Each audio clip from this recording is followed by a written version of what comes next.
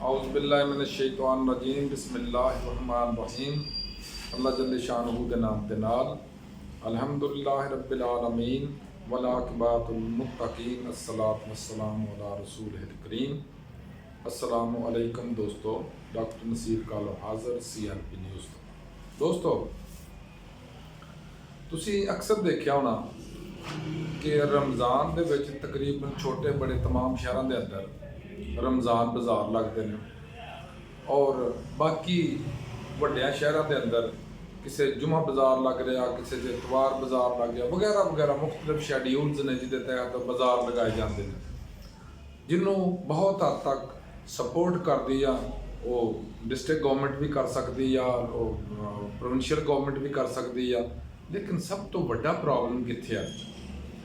सब तो बड़ा प्रॉब्लम जिहड़ा आंदा ना इन्हां बाज़ारों का एक पैसे का फायदा नहीं है पब्लिक को। क्यों? मैनूं याद है बहुत अरसा पहले तो, क्योंकि हर गवर्नमेंट ने ये कार्रवाई की है, ये सिर्फ लोगों की अखां 'च मिट्टी पाउण वाली गल है, मगर इन्हां दा फायदा कोई नहीं है। हर गवर्नमेंट जो आउंदी है ना अपने आप नूं दिखाउण वास्ते कि जो पिछले कर रहे सन ना पुठे सीधे काम असीं भी जरूर करने आ, उन्हां हुंदा की आ कि कोई ये ना कह दे कि उन्होंने तो बाज़ार लगाए सी असीं पिछे रह गए। हालांकि इन्हां बाज़ारों का एक पैसे का फायदा नहीं है गवर्नमेंट कौम नूं और ना ही गवर्नमेंट नूं।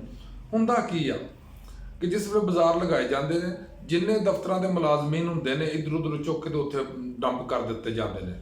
लो भी तुसीं इत्थे बैठे रहो आके झातियां मारते रहो भी इत्थे की हो रहा तो की नहीं हो रहा।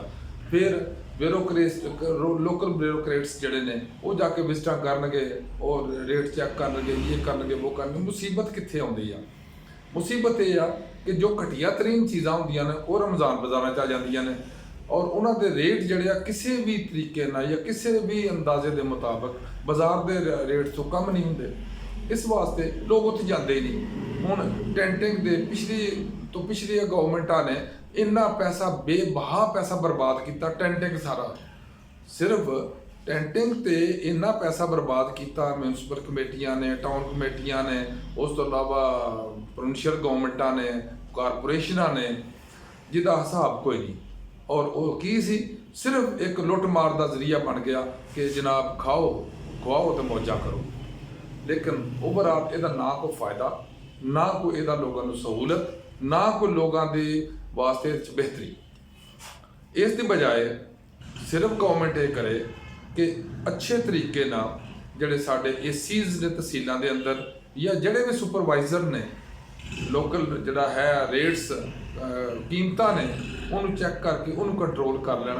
किसी बाज़ार की जरूरत नहीं है, किसी बाज़ार बनाने की जरूरत नहीं है। लेकिन मुसीबत यह आ कि सिर्फ अपने फायदे वास्ते बाज़ार लाउंदे ने कि लोकल जिहड़े ब्यूरोक्रेट्स ने वो जाके छापे मारनगे, चैक करनगे, जुर्माने करनगे, ये करनगे वो करनगे। लेकिन क्वालिटी और क्वांटिटी दोनों से कोई फर्क नहीं पैंदा, किसी भी लिहाज ना कोई फर्क नहीं पैंदा। और अक्सर औकात मेरे दोस्तों तुसीं भी जाके देखा होगा, किसी भी बाज़ार से चले जाओ, खाओ इतवार बाज़ार है, खाओ अपने जुमा बाज़ार है और खसूसन रमज़ान दे विच रमज़ान बाज़ार ने। मैं तो बल्कि बड़ा हैरान होना देख के कि वो लुटेरे जिहड़े 5 रुपए की चीज़ रमज़ान च आके 15 रुपए की करते हैं, वही शेड्यूल इन्हां रमज़ान बाज़ारों के अंदर आ, वही शेड्यूल सब कुछ इन्हां दे अंदर हो रहा, जो कुछ बाहर हो रहा वो कोई फर्क नहीं है। मैनूं तो एक रत्ती का फर्क नज़र नहीं आया। पता नहीं वज़ीर आला नूं, वज़ीर आज़म नूं या DC नूं, AC नूं इन्हां नूं नज़र आउंदा कि अल्लाह जाणदा कित्थे आउंदा। अगर कोई फायदा हुंदा किसी नूं तो उन्होंने पता होगा। मैं तो अज तक ना सुनिया किसी को कोई फायदा हुंदा और ना ही मैं देखिया किसी नूं, किसी पब्लिक के बंदे नूं इन्हां बाज़ारों तो फायदा हुंदा होवे।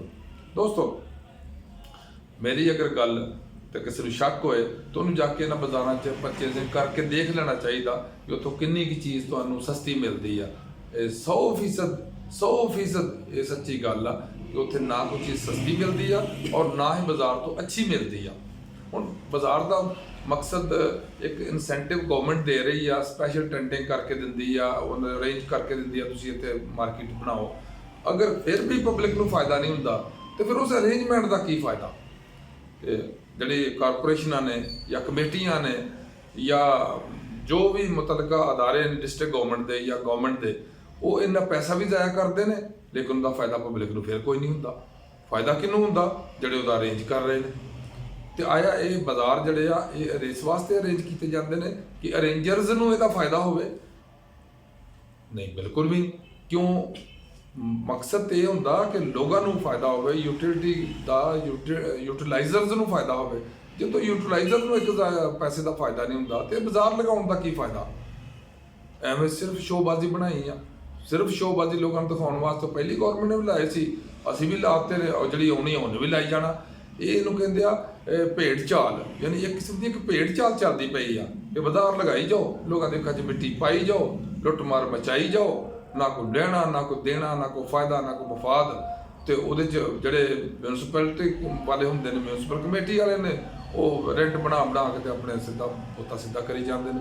ਕੋਈ ਫਾਇਦਾ ਨਹੀਂ, ਕਿਸੇ ਮਕਸਦ ਦਾ ਕੋਈ ਫਾਇਦਾ ਨਹੀਂ। ਅਗਰ ਕਿਸੇ ਨੂੰ ਫਾਇਦਾ ਹੋਇਆ ਤਾਂ ਮੈਨੂੰ ਦੱਸ ਦਿਓ। ਅਸਲਾਮ ਵਾਲੇਕੁਮ, ਅੱਲਾ ਹਾਫਿਜ਼।